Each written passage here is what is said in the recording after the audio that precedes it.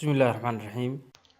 Waxaan casharkan kaga hadlaynaa sida WhatsApp statuska wax qofka u saaran aad ula soo degi kartid.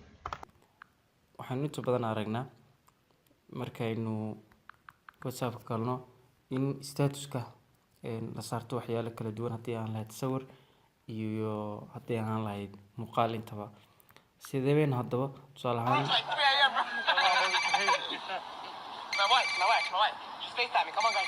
videogan aan arkano waxaan u baahnaa inaan la soo dego. Sideen la soo degi karnaa? Si fudud waxaan sameynayaa waxaan tegayaa Easy File Explorer oo linkiga hoose idiin soo gelin doono. Application gudaha u geliyaa.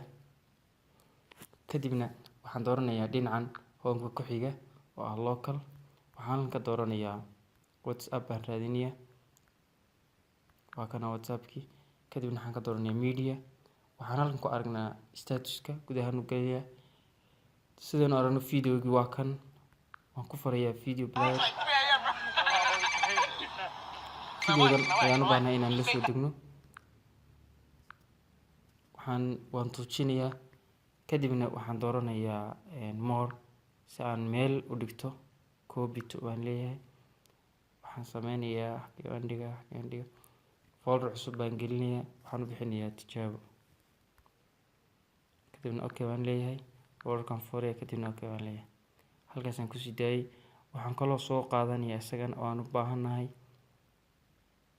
sawirkan. Waxaan geynayaa isagana more baan leeyahay. Copy to baan leeyahay. Kadibna waxaan dul tagayaa folderkii tijaabo baan raadinayaa. Waa kan kadibna waxaan leeyahay okay. Taaskan kasoo kansalay waan kasoo noqonayaa.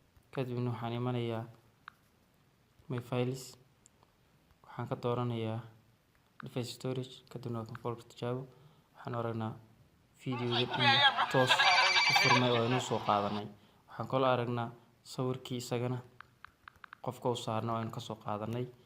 Si fudud ayaynu la soo degnay video iyo sawir saaran. Waxaan rajeynayaa inaad casharkan la dhici doontaan. Fadlan haddii aad ka heshay ilaawin inaad YouTube channel-kayga subscribe tiraahdo.